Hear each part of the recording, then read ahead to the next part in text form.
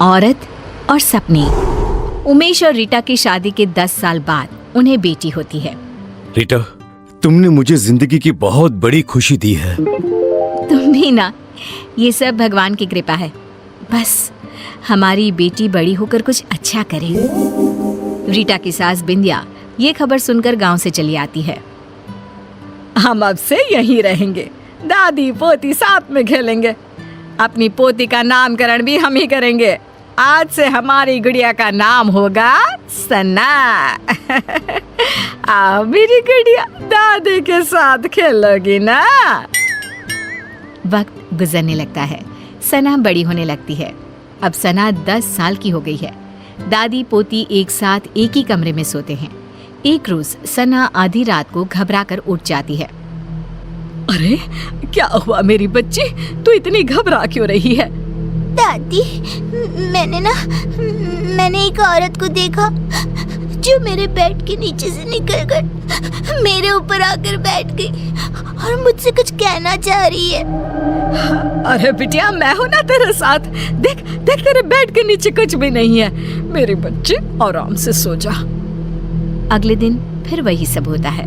फिर सना सपना देखकर उठ जाती है। दादी, सपने में फिर मैंने उसी औरत को देखा।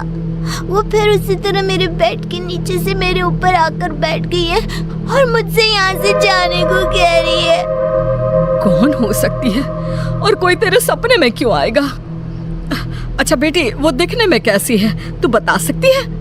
हाँ दादी, बड़ी बड़ी आंखें, गोल चेहरा, लंबे बाल, मोटी मोटी गाल, पतली दुबली, मानो जैसी कोई मॉडल हो।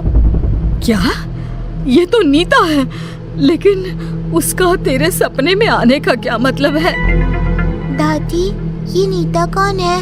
अब कुछ नहीं मेरी बच्ची, तू सो जा। हाँ। अब बिंदिया की डर के मारे हालत खराब हो जाती है। वो रात भर सो नहीं पाती। अगली सुबह बिंदिया सारी बातें उमेश से कहती है। उमेश, वो वापस आ गई है। इस बार उसने अपना शिकार हमारी सना को बनाया है। सना को कुछ हो गया तो हम तो मर जाएंगे। क्या माँ, आप भी कैसी बातें कर रही हो? सपने से भला क्या होता है? कौन सा वो सच में निकल कर बाहर आ जाएगी? माँ, आप है ना कुछ ज्यादा ही सोच रही हैं। इस बात को यहीं खत्म कर दीजिए और देखिए, रीटा को इसके बारे में कुछ भी खबर नहीं होनी चाहिए। उमेश की बातें बिंदिया के दिमाग से आर पार हो जाती है और वो नीता के बारे में ही सोचती रहती है। पहले तो सना को सपने रात में आते थे, लेकिन अब तो उसे दिन में भी सपने आने लगते हैं। एक शाम जब सना सोकर उठती है और जोर जोर से रोने लगती है। नहीं, मेरी मम्मी को कुछ मत करना, मैं वो सब करूंगी जो तुम कहोगी। क्या हुआ मेरी बच्ची, तू रो क्यों रही है?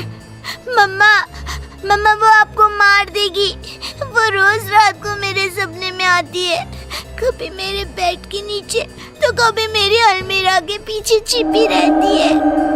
क्या बोल रही है बेटा, मुझे कुछ समझ में नहीं आ रहा। कौन आ जाती है और मुझे क्यों कुछ करेंगे? अम्मा, एक औरत मेरे सपने में आती है, मेरे बेड के नीचे से निकलकर मेरे ऊपर आकर बैठ जाती है और कहती है ये उसका घर है, वो आपको मार देगी क्योंकि आपने उसकी जगह छीन ली है इस घर में। बेटा, ऐसा कुछ नहीं है और सपने ना सच नहीं होते। आपकी मम्मा को कोई नहीं मार सकता। रिया सना को तो शांत कर देती है, लेकिन उसके दिमाग में ये सब चलने लगता है और वो अपनी सास को ये सब बताती है। ये सब मुझे पता है रीटा। तब तो आपको ये भी पता होगा कि वो औरत कौन है जो सना के सपने में रोज आती है, और आपने मुझसे ये सब क्यों छुपाया? हमें कुछ नहीं पता बहू, हमें तो लगा कि तुझे चिंता हो जाएगी, इसीलिए हमने तुझे नहीं बताया। सपनों का हकीकत का क्या मेल? नहीं मम्मी जी, इस सपने का कोई ना कोई मतलब जरूर है। अगली सुबह रीटा और बिंदिया किसी पंडित को अपने घर बुलाते हैं और सना को झाड़ा दिलवाती हैं और उसे सारी बात बताती है। उस औरत की आत्मा भटक रही है और कहीं ना कहीं उस औरत का इस घर से कोई ना कोई संबंध जरूर है। सना बिटिया को ही इसका तोड़ निकालना होगा और उससे पूछना होगा वो क्यों आई है और वो क्या चाहती है। रीटा सना को समझाती है कि उसे उस औरत से सब कुछ पूछना होगा। जब सब सो जाते हैं और सना को सपने दिखने शुरू हो जाते हैं, तब वो देखती है कि अलमीरा के पीछे से वही औरत झांक रही है और पंखे के ऊपर आकर बैठ गई है और वो सना को दिख रही है। सना उठकर बैठ जाती है। तभी वो औरत उसका गला दबाने लगती है और कहती है, बोला था ना, निकल जाओ इस घर से, ये घर मेरा है, नहीं गई तो दोनों माँ बेटी मरोगे मेरे हाथ से। कौन हो तुम? मुझसे और मेरी मम्मा से तुम्हारी क्या दुश्मनी है? इतने में ही सना डर से उठ जाती है और रोने लगती है। रीटा और बिंदिया उसके पास बैठी होती हैं। बेटा, तूने उससे पूछा या नहीं? इतने में ही उन लोगों को एक आवाज आती है, पूछा, लेकिन जवाब सुने बिना उठ गई, इसीलिए मुझे यहीं आना पड़ा। जोरों की हवा चलने लगती है, कमरे का सारा सामान गिरने लगता है और एक औरत सबके सामने आकर खड़ी हो जाती है। तुम कौन हो? बिंदिया, तू नहीं जानती मैं कौन हूँ? तू बताएगी इन लोगों को या मैं बताऊं? ये नीता है, एक मॉडल।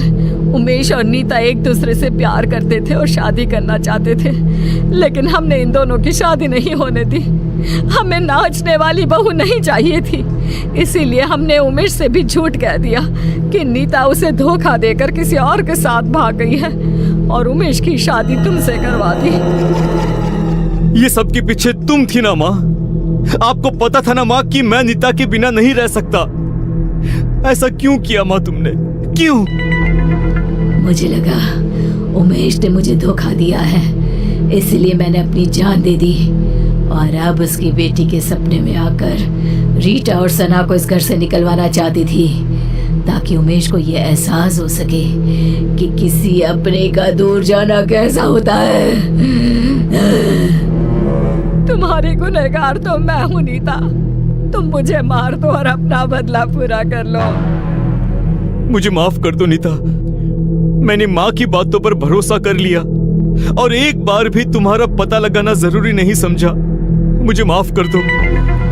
नहीं, अब मुझे किसी से कोई शिकवा नहीं है। जिससे मैंने प्यार किया वो आज भी मेरा है।